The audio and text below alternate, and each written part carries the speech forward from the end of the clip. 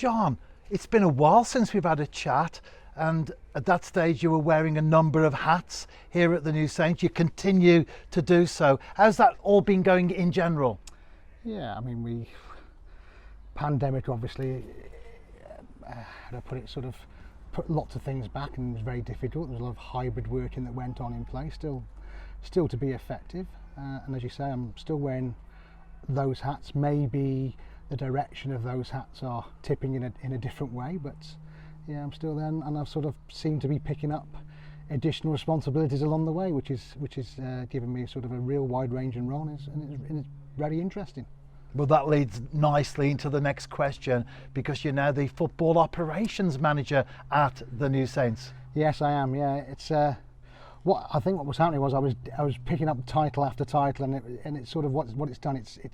It's bundled a lot of the titles into one specific job role and job description, really. I'm still looking after safeguarding and welfare across the whole organisation.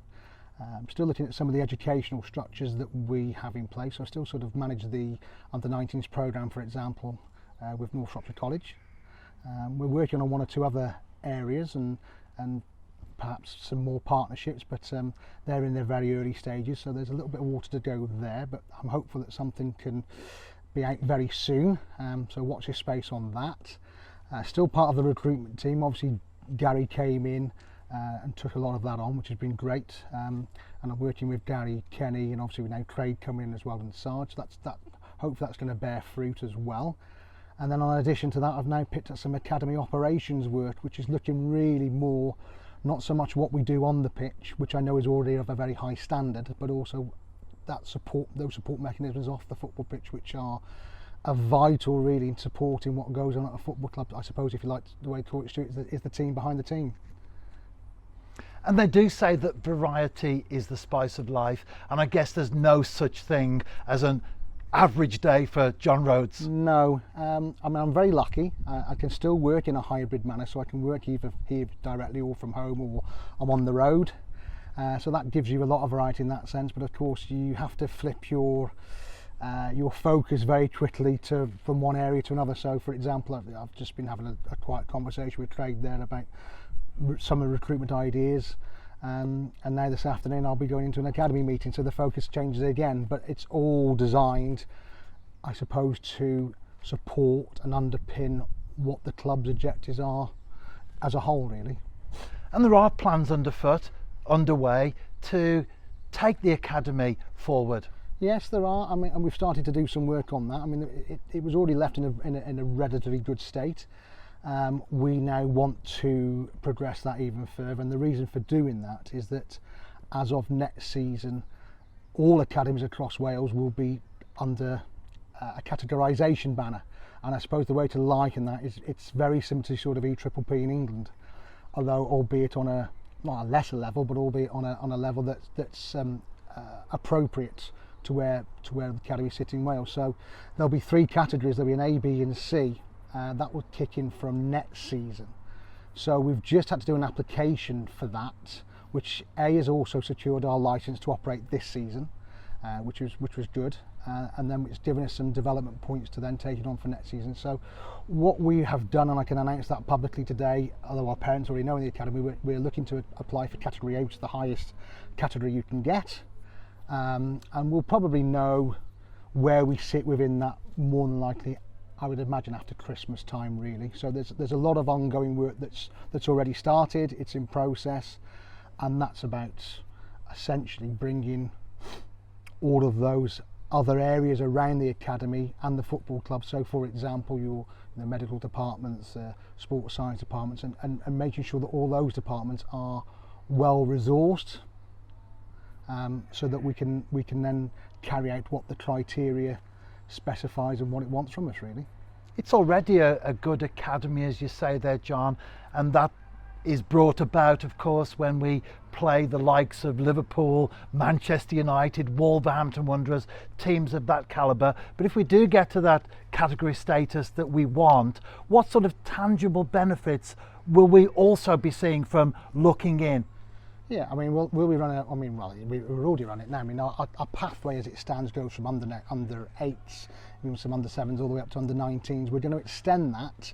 So I've noticed that over the last year we've played in the reserve league as TNS reserves. Again today I'm going to announce this as well to you, a bit of an exclusive, Stuart, that we're now going to change that to TNS under 21s. And the reason we're doing that is to align that pathway, I suppose, a little bit with what you'd expect to see at a Premier League club in England. But it also then shows that there's a pathway all the way through from the very under 8s all the way to 21s, and then hopefully from there into the first team. So I think really we've already been doing it.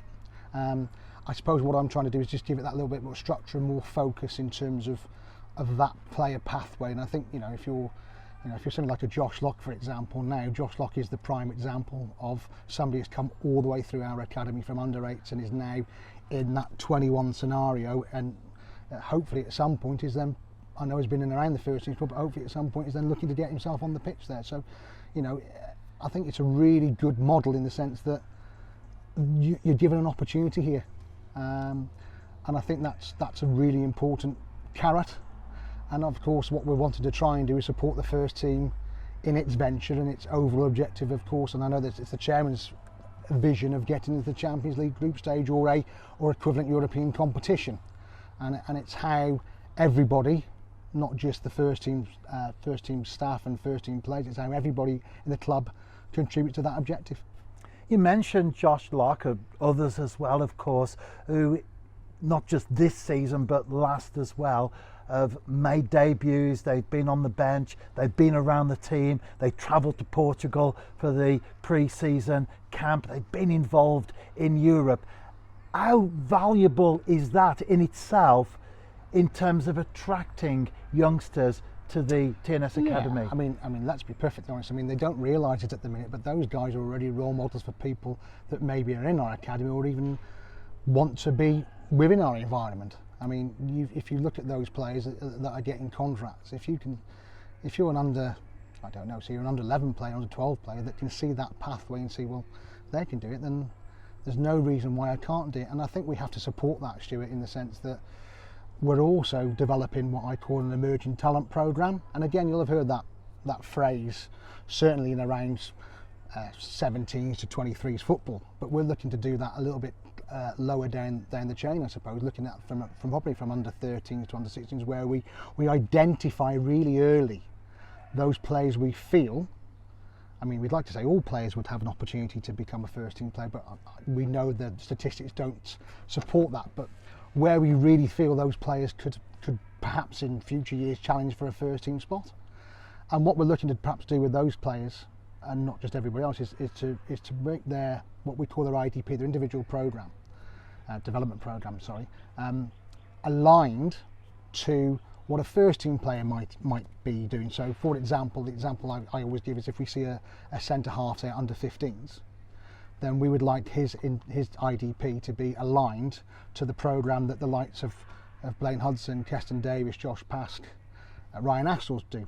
Obviously that has to be modified because of obviously the weights and everything else that goes with that. But where that then aligns with the football club values is that we then have to have those conversations with the medical department, for example, the S&C department, and what sort of things go on, so that player is then getting the same, if you like, development programme technically and physically as a first team player. And of course the beauty of that is that whereas we've had lots of young players coming through at 19, 20, 21, the hope is that maybe some of those players could even be ready at 17. And that then obviously, that's great from a club perspective, because we're looking internally of players that can maybe make their debuts, make plenty of league appearances, have European appearances, and that A, gets you to where you want to be, or B, if it's not here, then you've certainly got an asset that can be sellable in future, and of course that then generates money for the football club too. And obviously at all clubs there comes a time as the youngsters move through the age group system in the academy that a final decision has to be made on that player, whether he's kept on or let go. And I know from talking to the staff and the head coaches, the management team over the years, that it's always an incredibly difficult decision to make in the case of some players. Does the new setup, and in particular the under-21s, give you that extra year perhaps, or couple of years, to keep those players that you're not quite sure about? Without a doubt, Stuart, without a doubt. And what I would say is that those players that perhaps don't quite get to the grade, we're also looking now to, and as majority of clubs will do, is looking to see what exit paths and what routes are available to them. Hence, that's why I might have mentioned earlier to you about some educational pathways, which we're in the process of investigating as we sit here today. But I certainly would like to see players, and I can think of one that's just left. Joe Loughnane has gone on a scholarship to America. What a wonderful pathway that is for a young man to sort of go on. And I think, for our perspective, those partnerships and relationships, not just internally but externally, provide that all-round package that I think today's modern footballer actually needs. And John, we've talked about the men's side of football so far, but we do have a women's department as well. Last year there was big reorganisation within Wales itself, and how's that been going? Yeah, I've sort of come, my remit has sort of, I suppose, naturally evolved to include some of the women's and girls section. Obviously with the safeguarding, I suppose, I oversee a lot of that stuff anyway, so I've got a handle on lots of things already, but we want to go one step further.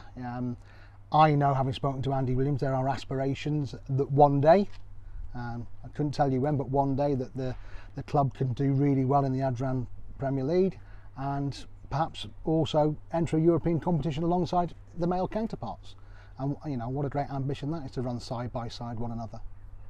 And away from Wales, of course, across the border into England, the Lionesses, tremendous achievement from them just recently. And although it is English football, nevertheless, the positives from that will surely flow into Welsh football as well. I think you've only got to look at the tournament as a whole, and you look at how well the games were attended. And I think if you look at the final itself, I think it's the highest ever attendance for a final of that magnitude. And there are spin-offs to that, because it might be that people have become disillusioned with, and I'm not saying that they do, but they could become disillusioned with watching top-level male football.